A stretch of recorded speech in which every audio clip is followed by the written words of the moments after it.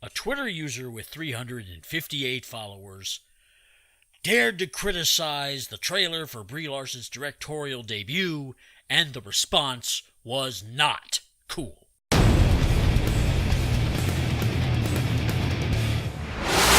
Welcome back, Internet. I am the COG.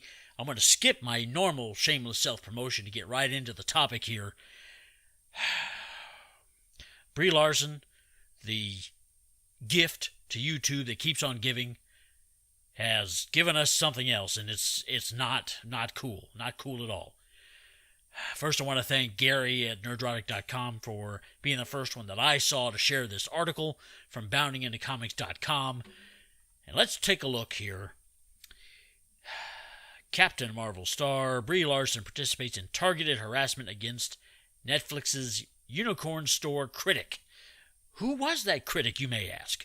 Well, that critic was Twitter user Joe Gill, that had 358 followers at the time of this tweet. And I didn't know what this film was about. I didn't know it was coming out on Netflix.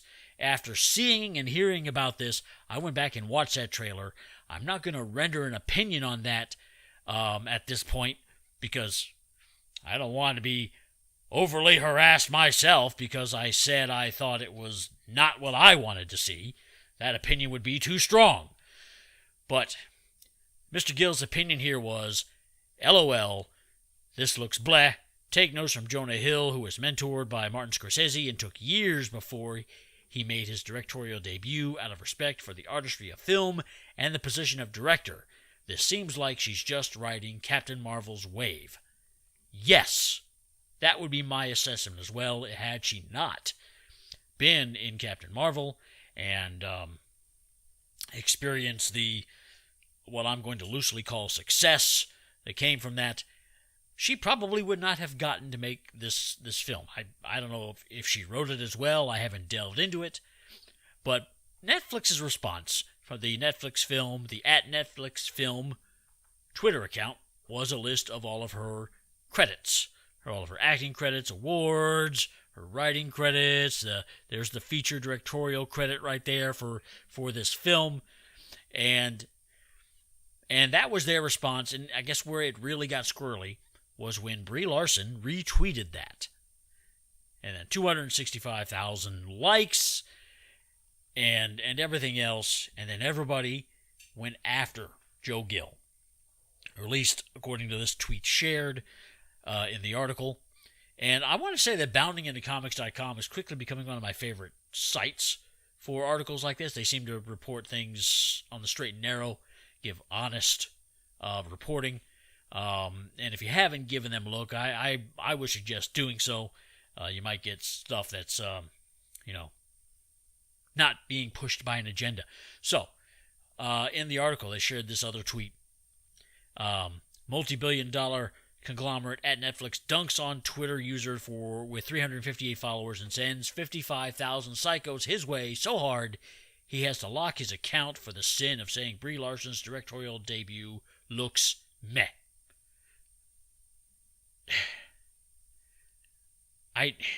What is this world coming to? What is the internet coming to? When you can't have an opinion. When one person can't have an opinion that was not controversial, there were no misogynistic phrases in this. There was no venom in this. He said that maybe she's just got this directing gig because of Captain Marvel, and which I would agree. But I guess that was too much. I guess everybody has to white knight for Brie Larson for some reason. I mean, and it's not just the people, even the rest of the internet, the rest of the media, I should say, seems to be getting on this bandwagon. I mean, if you look at the series of articles listed here in the Google search terms Brie Larson Netflix tweet is what I used. There is only the Bounding into Comics article that seems to be have a more honest take on it. Everything else is skewed toward criticizing that troll. There was a troll that had the balls, the gall to say Brie Larson maybe wasn't ready to direct a feature. That maybe she didn't earn it. And I even may be reading too much into that. It probably wasn't even that. It's probably just much less than that. Let's look at the rest of these. Netflix had the perfect response to someone who questioned Brie Larson's directing skills. Netflix claps back at Brie Larson troll who criticized her directorial debut. That was from Time. Here is Netflix snaps back at Twitter troll trying to drag Brie Larson over whatever. And they go on and on. Netflix defends Brie Larson from Twitter troll. They're labeling Joe Gill as a troll because he rendered an opinion, a non-venomous opinion. And if we look at his account, here.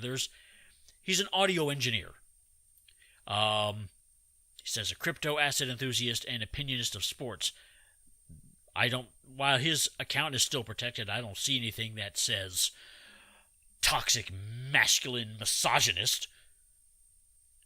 I don't see where this guy deserved to have 55,000 plus people harass him back for rendering an opinion on a trailer for a first-time feature director. Why is the industry protecting Brie Larson so much? Why? What has she done? Why is she the face of getting woke? I guess it's convenience. She happened to get the Captain Marvel big budget feature, and everybody's jumping on that bandwagon.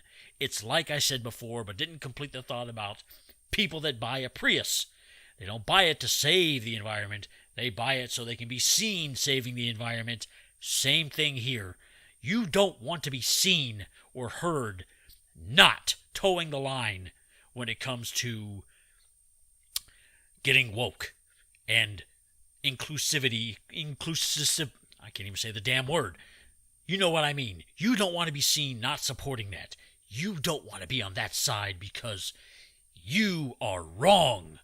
And you are a blight on society if you do so. That's the message they seem to be pushing with this. And beyond that, you might recall a couple of weeks back when Captain Marvel first came out, Brianna Wu, congressional candidate, and Gamergate fame. You might recall the Bloomberg Technology interview where she went on and she was talking about needing regulation for online trolls that harass particularly women that enter a male-dominated field. This is what she had to say. What do you think about this? I mean, I'm sure this doesn't surprise you. It's kind of a familiar story at this point, right? We were here with Ghostbusters. It seems like any time a woman steps forward and tries to put her toe in the water for a male-dominated field, we're right back here. It's so frustrating. What a more private Facebook actually looks like. Does this mean we need legislation? Well, I think that there is certainly a role in Washington for us to address what women face both in the tech industry and what users face on the other side. On a smaller scale, this is exactly that. And the government doesn't have time to put regulations in place for online trolling. Why would the government get involved in this? I mean, the government gets involved in too much as it is. I don't know. I'm going to get off the soapbox now. I just wanted to render my own opinion on this because this is scary. I don't know if the Illuminati is running this behind the scenes and pulling the strings or what. But maybe if all of a sudden my channel, my little YouTube channel disappears because I'm criticizing this, then there might be something to that. I'm just saying. Anyway, that's all I got for now. If you enjoy the content, please hit that like and subscribe and everything else. And I'm gonna go have a stiff drink or something to deal with this. Thanks for watching. I'm out.